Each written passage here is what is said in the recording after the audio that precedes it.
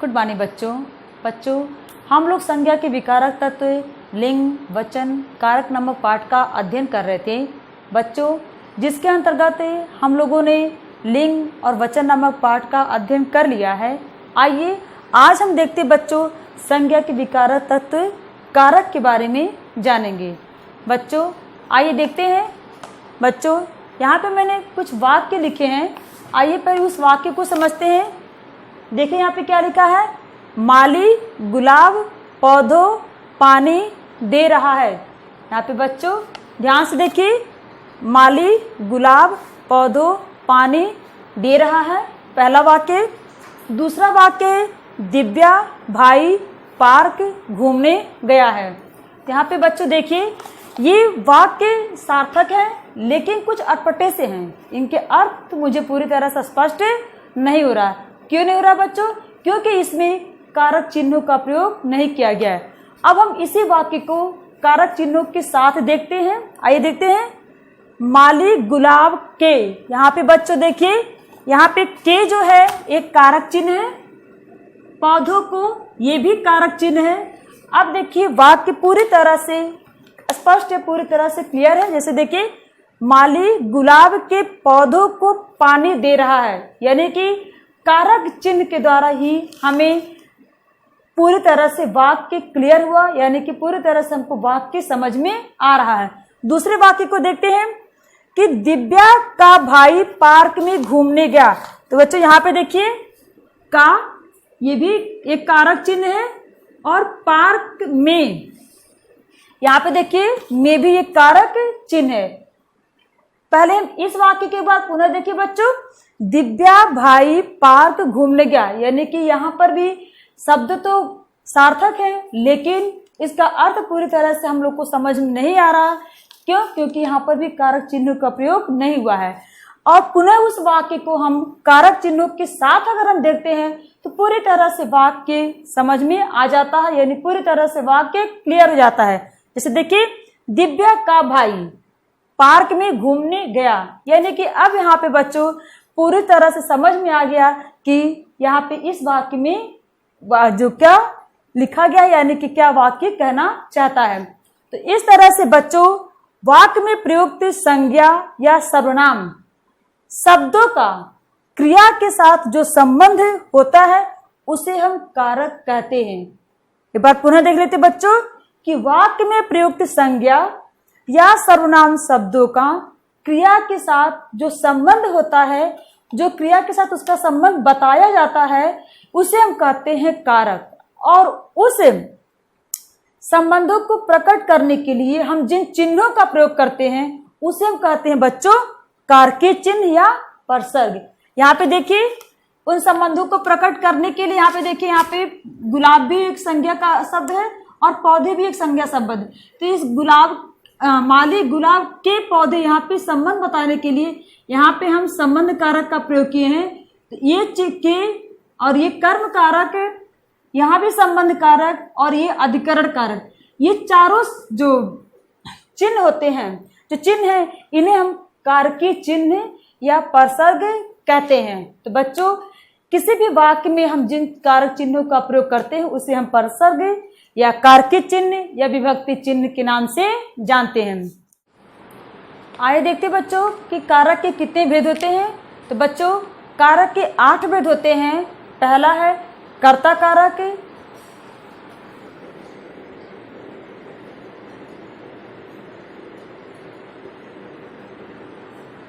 कर्ता कारक जिसका चिन्ह होता है बच्चों ने। कौन? इसका चिन्ह क्या है?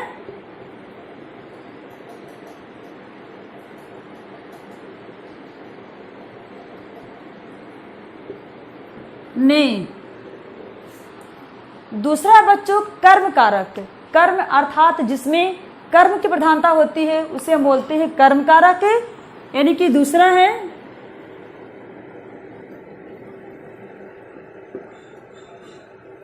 कर्म कारक, यानी कि इसका चिन्ह है बच्चों को। कर्म कारक बच्चों इसका चिन्ह है को। तीसरा है बच्चों करण कारक, करण कारक यानी कि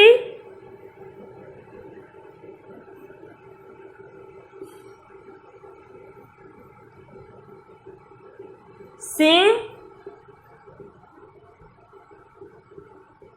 द्वारा। करण कारक यानी कि बच्चों से और द्वारा जिसमें होता है उसे हम कहते हैं करण कारक।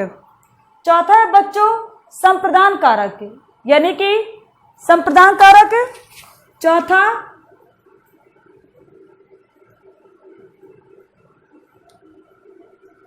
संप्रदान कारक, और इसका चिन्ह है बच्चों के लिए।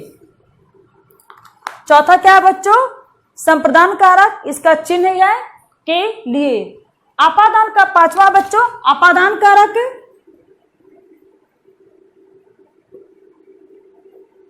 अपादान कारक, इसका चिन्ह भी है बच्चों से। अब यहाँ पे ध्यान दीजिएगा बच्चों, यहाँ पे से परसर्ग जो है दो बार आया है, एक आया है करण कारक में और एक आया है अपादान कारक में। बहुत से बच्चों को इसमें थोड़ा सा भ्रम होता है कि दो दो जगह से का प्रयोग हुआ है, तो कौन सा कारक करण कारक है यहाँ पे कि अपादान कारक, इस तरह की भ्रांतियां होती है। आगे मैं आप लोगों को इस पे अच्छे से बताऊंगी कि से का प्रयोग कहाँ पे अपादान कारक के रूप में होता है और कहाँ पे करण कारक के रूप में। आइए अगला देखते हैं। छठा है संबंध कारक। संबंध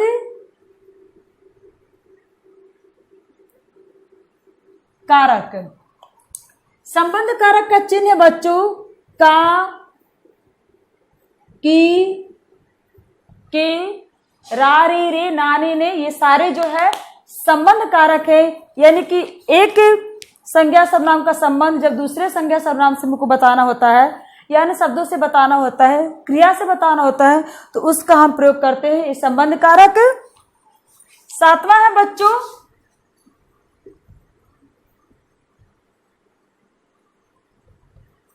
अधिकरण कारक। कौन से बच्चों? अधिकरण कारक, इसका चिन्ह है में, पर। सातवां है बच्चों अधिकरण कारक और इसका चिन्ह है में और पर। आगे देखते हैं आठवां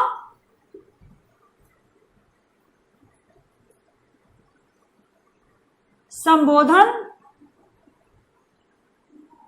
कारक, जिसका चिन्ह है हे, अरे आदि। तो बच्चों इस तरह से कारक कितने होते हैं? कारक 8 होते हैं।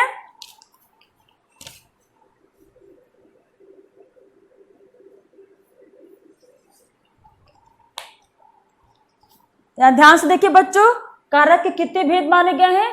तो कारक के 8 भेद माने गए हैं। पहला है कर्ता कारक, दूसरा है कर्म कारक,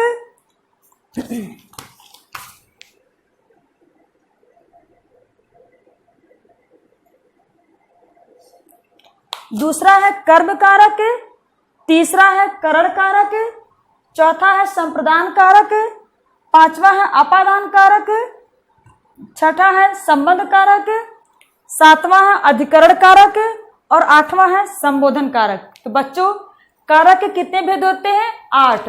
अब इसके ध्यान देखिएगा बच्चों, आप इसके चिन्हों को जरूर याद रखिएगा।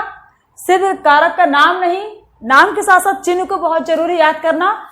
जैसे कर्ता कारक तो कर्ता ने, कर्म कारक तो कर्म को, करण कारक तो से के द्वारा, संप्रदान कारक के लिए, अपादान कारक से, संबंध कारक का की के, अधिकरण कारक में पर और संबोधन कारक हे अरे। अब यहां पे देखिए बच्चों, कर्ता कारक में क्या? ने उसका परसर्ग चिन्ह है, तो जहां पे कर्ता की प्रधानता होती है जिस वाक्य में, उसे हम कहते हैं कर्ता कारक। कर्म कारक यानी कि जिस वाक्य में कर्म की प्रधानता होती है, जैसे राम ने रावण को मारा, यहाँ पे कर्म की प्रधानता है, रावण को मारा, को यहाँ पे कर्म कारक है। करण कारक से के द्वारा, यानी कि कोई भी कार्य किसके माध्यम से हो रही है उसे वहां पे हम करण कारक का प्रयोग रहता है। जैसे मैंने इस पेन से ये लिखा, तो लिखने का माध्यम मेरा पेन है, जो कुछ भी मैंने लिखा, इस तरह से यह जो है करण कारक हुआ। चौथा है संप्रदान कारक के लिए। जैसे मैं आप लोगों के लिए आज जो है यह लेसन लेकर के आई हूं, तो आप लोगों के लिए यहाँ पर के लिए का प्रयोग हुआ है बच्चों। तो इस तरह से यह संप्रदान कारक हुआ। अपादान कारक का मतलब होता है बच्चों किसी भी चीज से अलग होना। जैसे कि मेरे हाथ में ये पेन है और ये मेरे हाथ से छूट करके गिर गई, यानी कि अलग होने का भाव हो रहा है। इस तरह से यह जो है अपादान कारक है। आगे बच्चों संबंध के, यानी कि मेरा और आपका संबंध एक गुरु और शिष्य का संबंध है, इसलिए यहाँ पे जहाँ पे इस तरह के शब्दों का प्रयोग होता है के, वहां पे एक का दूसरे से संबंध बताता है, उसे हम कहते हैं संबंध कारक। सातवां है अधिकरण कारक। अधिकरण कारक का मतलब बच्चों यानी कि में पर, यानी कि उसका आधार क्या है। जैसे चिड़िया डाल पर बैठी है, तो पेड़ पर बैठने का कार्य उसका पेड़ पर है, तो यहाँ पे पर जो है अधिकरण कारक है। आठवां है संबोधन कारक। संबोधन बच्चों यानी कि बुलाने के कार्य में इसका प्रयोग होता है, हे अरे। तो जहां पे इन शब्दों का प्रयोग हुआ हो वहां पे समझ लीजिए संबोधन कारक है। तो आइए बच्चों अब हम लोग इस कारक को विस्तार से देखते हैं। आइए देखते हैं बच्चों कर्ता कारक। बच्चों कर्ता कारक पे आप देखिए,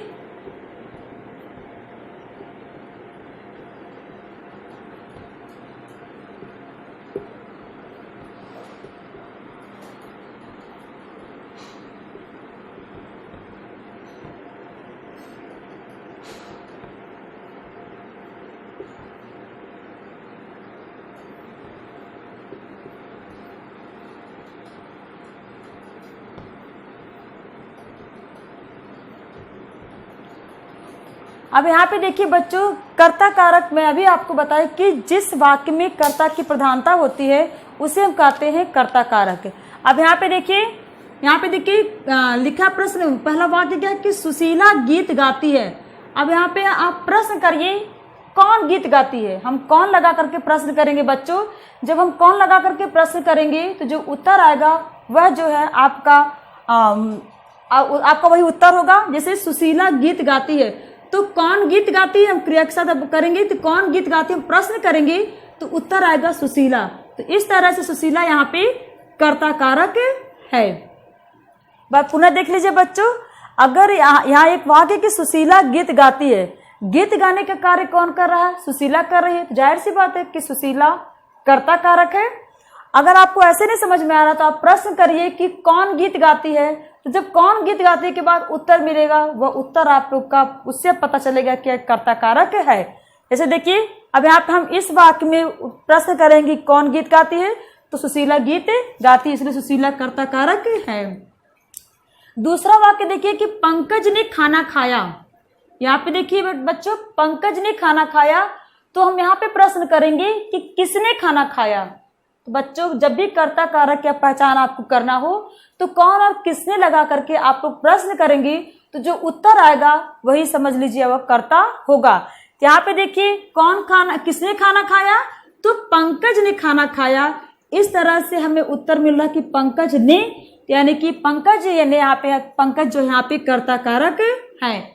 बच्चों कभी कभी वाक्य में जो है ने परसर्ग जो है कहीं कहीं लुप्त होता है। देखिए यहाँ पे ने परसर्ग नहीं लगा है, लेकिन यहाँ पे परसर्ग लगा है, तो कभी कभी इस तरह से भी वाक्य होते हैं। अब यहाँ पे देखिए दूसरा है कर्म कारक। अब यहाँ बच्चे इसको देख लीजिए, इसका चिन्ह है ने और कर्म कारक का चिन्ह है को। इस तरह से जब हम क्या करके प्रश्न करेंगे तो जो उत्तर आएगा वह होगा हमारा कर्म कारक। एक बार फिर देखिए कि संजीव पुस्तक पढ़ता है, तो हम क्रिया के साथ क्या करके प्रश्न करेंगी कि क्या पढ़ता है, तो उत्तर मिलता है पुस्तक। लेकिन कौन पढ़ता है, तो उत्तर मिलता है संजीव। तो हमें कर्ता की पहचान नहीं करनी बच्चों, हमें कर्म की पहचान करनी है। इसलिए हम क्या करके प्रश्न करेंगे, तो जो उत्तर आएगा वही कर्म कारक कहलाएगा। यहाँ पे देखिए पुस्तक यानी कि कर्म कारक है। दूसरा वाक्य है कि रमेश ने सितार बजाया। यहाँ पे रमेश ने सितार बजाया, तो बच्चों यहाँ पे रमेश ने यानी कि कर्ता यहाँ पे रमेश ने है, लेकिन कर्ता के द्वारा कोई कार्य हो रहा है और उस कार्य का फल उसके कर्म पे पड़ रहा है। जैसे कि सितार बजाया, तो क्या बजाया, सितार बजाया। तो इस तरह से यह जो है यह वाक्य भी कर्म कारक है। बच्चों आज हम लोगों ने कर्ता कारक पढ़ा, यानी कि जिस वाक्य में कर्ता की प्रधानता होती है उसे हम कर्ता कारक कहते हैं। उसका चिन्ह है बच्चों, यानी कि कौन सा व्यक्ति चिन्ह उसका होता है कर्ता कारक का, ने होता है। और दूसरा मैंने पढ़ा कि कर्म कारक, कर्म कारक किसे कहते हैं, जिस शब्द पर क्रिया का फल पड़ता है उसे हम कहते हैं कर्म कारक। जैसे अभी मैंने बताया कि संजीव पुस्तक पढ़ता है, रमेश ने सितार बजाया, इसका चिन्ह है, विभक्ति चिन्ह है को। तो बच्चों आप लोग इस तरह के पहले तो आप लोग अपने कॉपी में कारक किसे कहते हैं आप उसको लिखेंगे। उसके बाद कारक के 8 भेद जो होते हैं, जो मैंने बताया कि कर्ता ने, कर्म को, करण से, संप्रदान को के लिए, अपादान से, संबंध का की के, नाने ने, अधिकरण में पर और संबोधन हे अरे, इन सभी को बच्चों आप कॉपी में विभक्ति चिन्हों के साथ लिखेंगे। एक तरफ कॉपी में आप लोग सारे 8 के नाम लिखेंगे, कर्ता ने, कर्म को, करण से, और दूसरी तरफ इसके चिन्ह को लिखेंगे। ठीक है, पहले आप लोग कारक के प्रश्नोत्तर लिखेंगे, कारक किसे कहते हैं, फिर कारक के भेद कौन कौन से हैं वो 8 भेदों के नाम उनके विभक्ति चिन्हों के साथ लिखेंगे।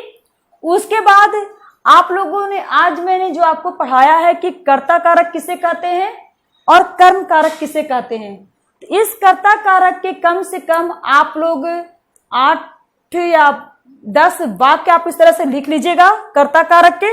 उसके बाद और लिखने के बाद आप उसको ऐसे अंडरलाइन कर दीजिएगा कि यहाँ पे कर्ता कारक की प्रधानता है, इस तरह से उसको हाईलाइट कर दीजिएगा। और दूसरा कर्म कारक, इसके भी कम से कम आप लोग 10 से वाक्य बनाएंगे और उसके साथ आप को परसर्ग लगा करके उस वाक्य को लिखेंगे। तो बच्चों आज के लिए इतना ही, कल हम लोग करण कारक और संप्रदान कारक के बारे में जानेंगे। आज के लिए बच्चों इतना ही, धन्यवाद।